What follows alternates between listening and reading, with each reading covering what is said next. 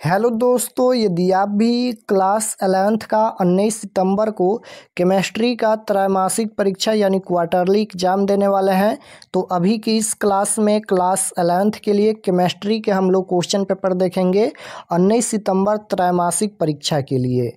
तो आप लोग इस क्लास में अंत तक बने रहिएगा। क्लास 11th क्वार्टरली एग्जामिनेशन सितंबर 2025 त्रैमासिक परीक्षा 2025 ये केमिस्ट्री का क्वेश्चन पेपर है 19 सितंबर क्वार्टरली एग्जाम यानी त्रैमासिक परीक्षा के लिए। तो केमिस्ट्री का विषय कोड 117 रहेगा और समय पूरा 3 घंटा का मिलेगा। सबसे पहले पेपर में खंड अ मिलेगा। खंड अ में आपसे ऑब्जेक्टिव टाइप क्वेश्चन पूछा जाएगा। तो फर्स्ट क्वेश्चन यहाँ पर पूछा गया है कि त्रिबंध में डॉट डॉट का साझाकरण होता है। बताना है कि त्रिबंध में डॉट डॉट का साझाकरण होता है। किसका साझाकरण होता है? त्रिबंध में। तो त्रिबंध में 3E का साझाकरण होता है। तो right answer option number A हो जाएगा। यहाँ पर डॉट डॉट में क्या होगा? तो 3E हो जाएगा। तो त्रिबंध में 3E का साझाकरण होता है। Option number A right answer. Last में हम आपको बताएंगे कि आप लोग क्वेश्चन पेपर कहाँ से डाउनलोड कर सकते हैं। ऑब्जेक्टिव सब्जेक्टिव 2 नंबर क्वेश्चन है, निम्नलिखित में किसकी संरचना पिरामिडीय है? तो राइट आंसर क्या हो जाएगा? निम्नलिखित में किसकी संरचना पिरामिडीय है? तो ये हो जाएगा NH3 का। Option number A right answer होगा। 2 नंबर क्वेश्चन है कि निम्नलिखित में कौन सा अणु पी अति व्यापन द्वारा निर्मित होता है? तो राइट आंसर 3 नंबर का हो जाएगा Cl2। Option number A right answer होगा Cl2। 4 नंबर क्वेश्चन देखिए, किस अणु में 104.5 डिग्री बंध का कोण मौजूद है? तो राइट आंसर क्वेश्चन नंबर 4 का हो जाएगा। ऑप्शन नंबर ए H2O हो जाएगा। 5 नंबर क्वेश्चन है कि SO2 में S का संकरण है।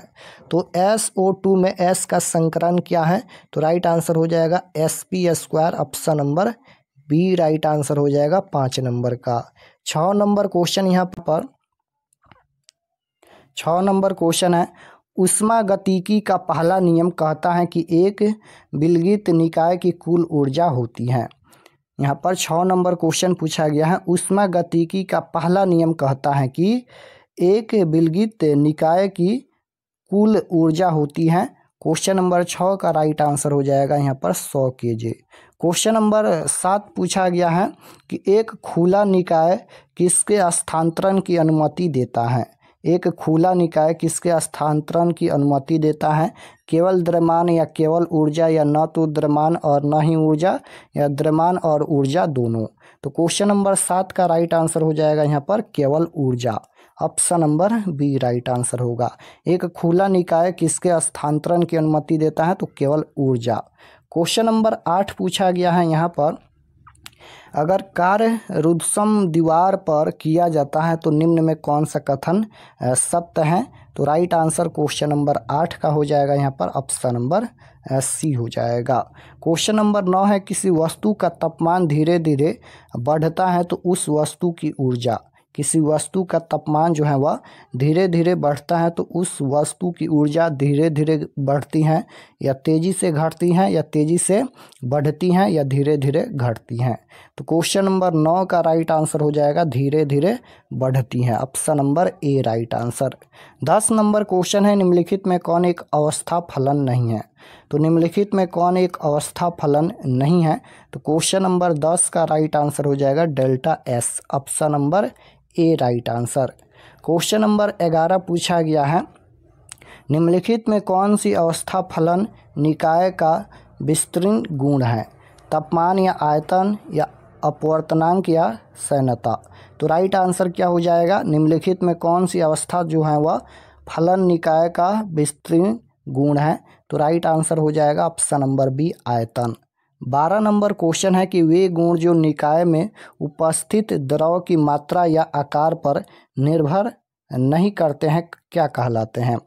वे गुण जो निकाय में उपस्थित द्रव की मात्रा या आकार पर निर्भर नहीं करते हैं क्या कहलाते हैं? तो राइट आंसर हो जाएगा यहाँ पर गहन गुण कहलाते हैं। राइट आंसर बी होगा। क्वेश्चन नंबर यहाँ पर 13 पूछा गया है किसी ऊष्माक्षेपी अभिक्रिया में डेल्टा एच होता है, शून्य होता है या ऋणात्मक या धनात्मक या इनमें से कोई नहीं। बताना है कि किसी ऊष्माक्षेपी अभिक्रिया में डेल्टा एच होता है, तो राइट आंसर हो जाएगा क्वेश्चन नंबर 13 का ऑप्शन नंबर सी हो जाएगा, धनात्मक यानी प्लस का होता है। 14 नंबर क्वेश्चन है, यहाँ पर ये अभिक्रिया दिया गया है, निकाय के लिए कौन यहाँ पर सही है। यहाँ पर यह अभिक्रिया है, निकाय के लिए सही है, तो राइट आंसर क्वेश्चन नंबर 14 का हो जाएगा यहाँ पर डेल्टा एच बराबर delta E, option number A right answer. 15 number question में भी यहाँ पर ये अभिक्रिया दिया गया है, इसके लिए 977 डिग्री सेल्सियस ताप पर डेल्टा एच बराबर यहाँ पर 174 kJ प्रति मोल है, तो डेल्टा ई क्या होगा। तो राइट आंसर क्वेश्चन नंबर 15 का हो जाएगा यहाँ पर 163.6 kJ, option number C right answer. Question number 16 पूछा गया है, निम्नलिखित में कौन सही है। तो निम्नलिखित में कौन सही है, राइट आंसर हो जाएगा ऑप्शन नंबर यहाँ पर डी हो जाएगा। कौन यहाँ पर सही है, तो यहाँ पर देखिएगा तो G प्लस यहाँ पर H है, ये जो होगा छोटा होगा TS से, तो राइट आंसर डी हो जाएगा। क्वेश्चन नंबर 18 नंबर क्वेश्चन है कि किसी स्वतः परिवर्तित प्रक्रिया के लिए कौन सही है। किसी स्वतः परिवर्तित प्रक्रिया के लिए इनमें से कौन सही है, तो इसका राइट आंसर इनमें से कोई नहीं हो जाएगा। 19 नंबर क्वेश्चन है, रुद्धसम उत्क्रमणीय प्रक्रिया की एंट्रापी है। एंट्रापी पूछा गया है, धनात्मक, ऋणात्मक या शून्य या इनमें से कोई नहीं, तो राइट आंसर हो जाएगा यहाँ पर ऑप्शन नंबर सी हो जाएगा, शून्य होगा ऑप्शन नंबर सी, 0 होगा। 20 नंबर क्वेश्चन है कि 283 केल्विन पर बर्फ पिघलने की प्रक्रिया के लिए डेल्टा जी का चिन्ह क्या है। 283 केल्विन पर बर्फ पिघलने की प्रक्रिया के लिए डेल्टा जी का चिन्ह क्या है, तो राइट आंसर हो जाएगा यहाँ पर डेल्टा जी जो है वह छोटा होगा 0 से छोटा होगा delta G, right answer C होगा। क्वेश्चन नंबर 21 पूछा गया है यहाँ पर कि Ag प्लस और HCl द्वारा AgCl के अवक्षेपण के लिए कौन सही है, तो राइट आंसर हो जाएगा यहाँ पर डेल्टा H बराबर 0 होगा। 22 नंबर क्वेश्चन है, निम्नलिखित में कौन ऊष्मागतिकी के तीसरे नियम का अपवाद प्रदान करता है। तो निम्नलिखित में कौन जो है वह ऊष्मागतिकी के तीसरे नियम का अपवाद प्रदान करता है, CO या CO2 या बर्फ या इनमें से कोई नहीं, तो इसका राइट आंसर हो जाएगा 22 नंबर का इनमें से सभी हो जाएगा, option number D right answer. Question number 23 है, यदि किसी अभिक्रिया में केवल ठोस और द्रव शामिल हो तो निम्न में कौन सत्य है। यदि किसी अभिक्रिया में केवल ठोस और द्रव शामिल हो तो निम्न में कौन सत्य है, यानी कौन सही है, तो राइट आंसर हो जाएगा यहाँ पर डेल्टा H छोटा होगा डेल्टा E से, राइट आंसर ए हो जाएगा। 24 नंबर क्वेश्चन है कि अगर किसी अभिक्रिया के लिए डेल्टा G बड़ा है 0 से, इसके बराबर क्या होगा, तो राइट आंसर 24 नंबर का हो जाएगा, ऑप्शन नंबर बी हो जाएगा, Kp जो है वह छोटा होगा 1 से। 25 नंबर क्वेश्चन यहाँ पर पूछा गया है, एक मोल एक परमाणुक आदर्श गैस की एथैल्पी बराबर होती हैं, तो राइट आंसर 25 नंबर का हो जाएगा 5/2 RT, option number B right answer होगा। क्वेश्चन नंबर 26 पूछा गया है कि एंट्रापी का तापतय है, एंट्रापी का तापतय क्या होगा, राइट आंसर हो जाएगा यहाँ पर यादृच्छिकता, option number C right answer. 27 number question है कि वांट हाफ समीकरण पूछा गया है, तो राइट आंसर हो जाएगा ऑप्शन नंबर सी में दिया गया है यहाँ पर डेल्टा जी डिग्री बराबर में यहाँ पर RT के power 2 log E Kp, option number C right answer होगा। क्वेश्चन नंबर 28 पूछा गया है, किसी अभिक्रिया के संतुलन स्थिरांक किससे संबंधित है। किसी अभिक्रिया के संतुलन स्थिरांक किससे संबंधित हैं, तो क्वेश्चन नंबर 28 का राइट आंसर हो जाएगा option number B delta G. Question number 29 देखिए, यहाँ पर अभिक्रिया ये दिया गया है, यहाँ पर H2 और यहाँ पर ये गैस के फॉर्म में है, L2 जो है वह अभिक्रिया करके यहाँ पर 2HI बना रहा है, तो यहाँ पर डेल्टा H बराबर 12.40 KCl के अनुसार HI के निर्माण की ऊष्मा होगी? तो राइट आंसर क्वेश्चन नंबर 29 का हो जाएगा, ऑप्शन नंबर सी हो जाएगा। यहाँ पर माइनस के 6.20 KCl, option number C right answer. 30 number question है कि एंट्रापी की इकाई क्या है? एंट्रापी की इकाई क्या है? तो ये हो जाएगा जे के, राइट आंसर ए हो जाएगा यहाँ पर। क्वेश्चन नंबर 31 पूछा गया है यहाँ पर। 31 नंबर क्वेश्चन है, नोडल प्लेन किस ऑर्बिटल में पाया जाता है? नोडल प्लेन किस ऑर्बिटल में पाया जाता है? तो इसका राइट आंसर हो जाएगा, ऑप्शन नंबर ए हो जाएगा यहाँ पर, n बराबर 2 और l बराबर 0। कौन सा उपकोष अनुमान्य नहीं है? कौन सा उपकोष अनुमान्य नहीं है? तो इसका राइट आंसर हो जाएगा 2D। क्वेश्चन नंबर 33 है, बोर्ड की कक्षा में NH/2π ... है, तो राइट आंसर 33 नंबर का हो जाएगा कोणीय संवेग हो जाएगा, option number D right answer होगा, कोणीय संवेग।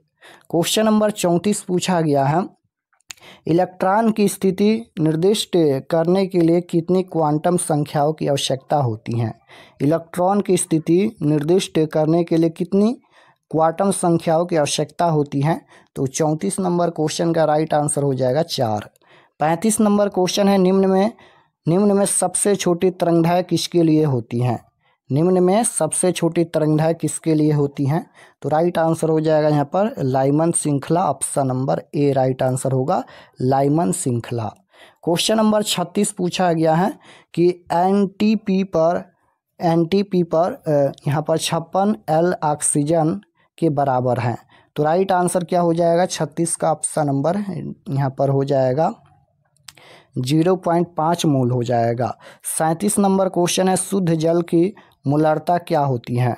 तो शुद्ध जल की मोलरता पूछा गया, मोलरता नहीं पूछा गया है, मोलरता पूछा गया है, तो ये 55.5 हो जाएगा, option number B right answer.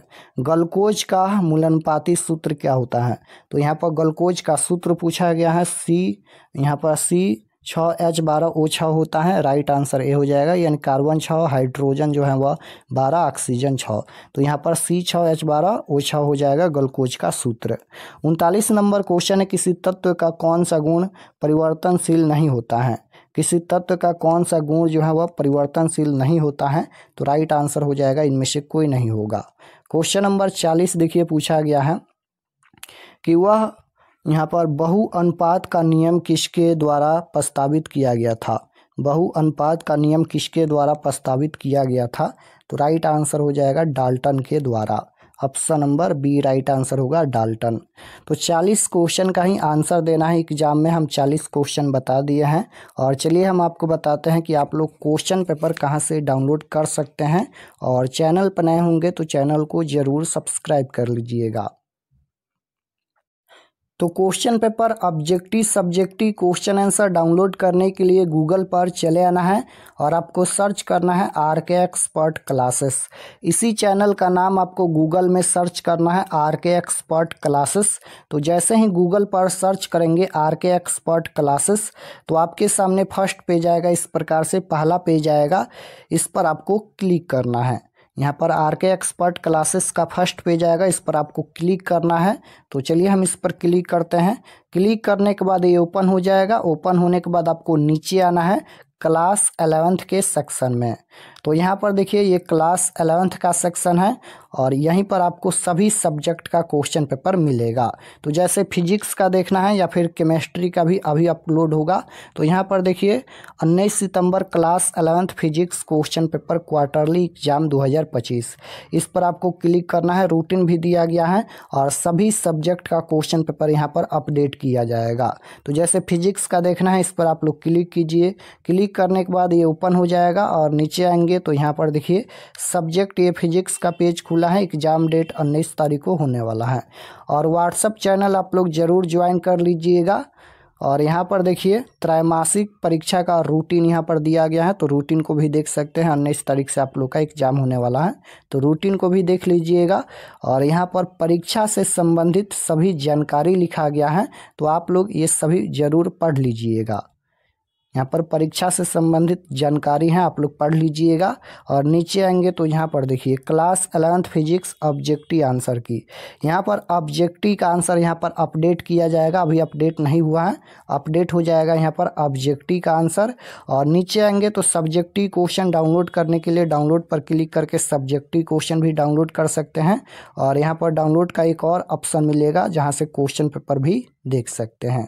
तो यहाँ से आकर आप लोग फिजिक्स और केमिस्ट्री का भी अभी अपडेट होगा, तो यहाँ पर सभी सब्जेक्ट का क्वेश्चन पेपर इसमें मिलेगा, तो यहाँ से आकर आप लोग क्वेश्चन पेपर देख सकते हैं।